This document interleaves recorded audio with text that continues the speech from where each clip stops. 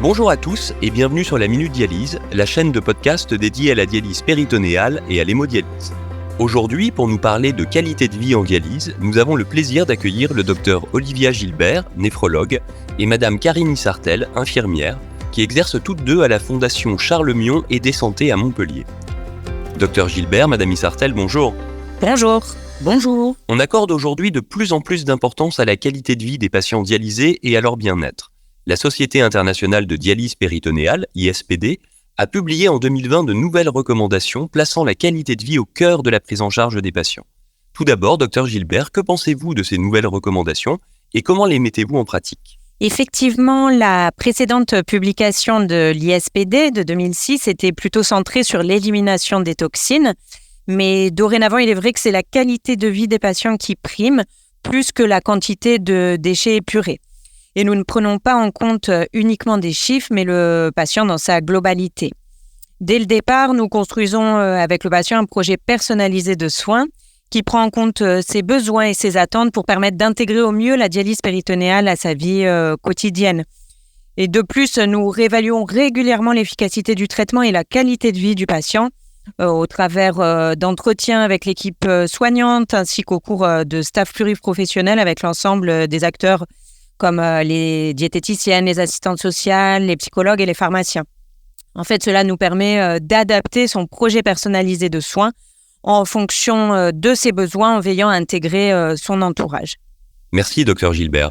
Alors, d'après la littérature, la dialyse péritonéale est associée à une meilleure qualité de vie dans les 3 mois suivant l'initiation du traitement et cet effet dure même après 24 mois de thérapie.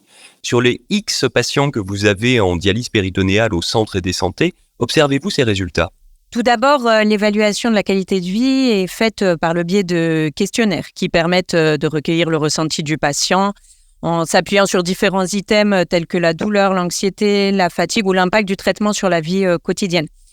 Dans notre antenne de Montpellier, nous prenons en charge un peu plus de 50 patients en dialyse péritonéale et 25 patients en hémodialyse à domicile. Et les enquêtes de satisfaction que nous avons menées auprès des patients traités à domicile ont des résultats positifs. En effet, le taux de satisfaction global des patients à domicile là, sur l'année 2023 était de 93%. Et on a pu noter qu'aucun patient n'a émis le souhait de stopper volontairement la dialyse à domicile. Les quelques transferts en centre que nous avons eus ont été motivés essentiellement par des raisons médicales.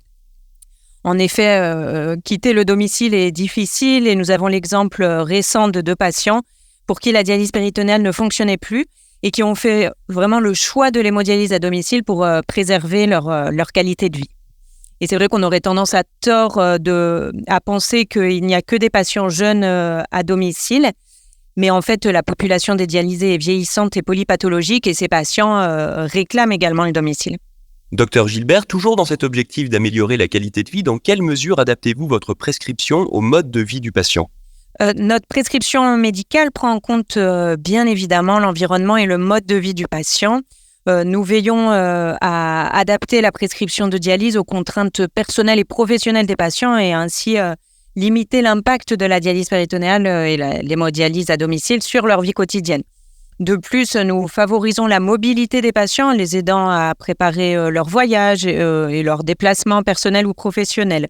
Ils peuvent du coup poursuivre leur activité et loisirs tout en étant dialysés, ce qui améliore nettement leur qualité de vie. Et pour exemple, en dialyse péritonéale, il nous arrive de leur proposer d'alterner ou de combiner la DPA et la DPCA afin de favoriser le maintien de leurs activités. Merci, docteur Gilbert. Madame Issartel, pouvez-vous nous faire part de votre retour d'expérience concernant la vision qu'a le patient de sa qualité de vie en dialyse péritonéale ?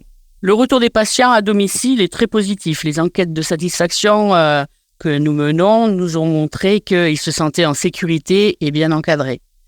Ils rapportent de nombreux avantages à la dialyse à domicile, tels que le maintien de l'autonomie, la souplesse du traitement, la facilité de mise en œuvre, mais surtout un confort qui favorise l'amélioration de leur qualité de vie malgré la maladie.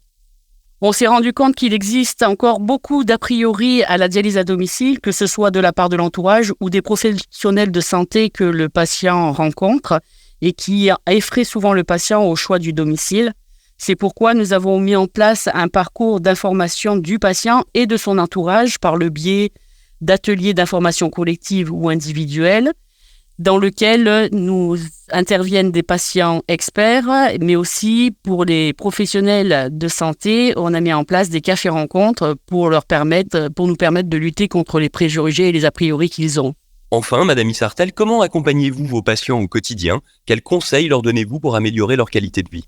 Une fois que le patient est installé à domicile, nous assurons la continuité grâce à des outils de télésurveillance, mais également à une équipe mobile qui se déplace directement au domicile du patient pour faire des visites de suivi ou les accompagner en cas de difficulté ou au tout démarrage de la dialyse à la maison.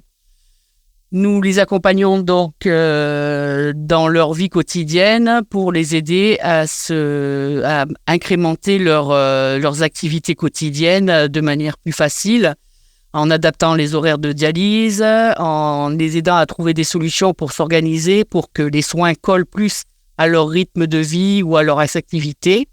On peut faire intervenir également des infirmières libérales pour les soutenir. Et surtout pour les déplacements, on a mis en place des soutiens, par exemple préparation de colis spécifiques pour les vacances. C'est-à-dire qu'on leur fait un peu leur valise de dialyse, qu'ils n'ont plus qu'à emmener. Le package est déjà prêt et on livre le matériel sur place. Après, on leur propose également des astuces pour les voyages parce que dialyser à la maison, c'est confortable. Et quand on se déplace, ça change un petit peu les perspectives. Et donc, on les aide à s'organiser quand ils sont par exemple dans un hôtel ou une location ou alors dans leur famille. Les conditions ne sont pas les mêmes et on les aide à trouver des solutions. Un grand merci Dr Gilbert et Madame Issartel de nous avoir éclairés sur ce thème de la qualité de vie en dialyse. Quant à vous, chers auditeurs, nous vous remercions de votre fidélité et vous donnons rendez-vous pour un prochain numéro de la Minute Dialyse. À très bientôt.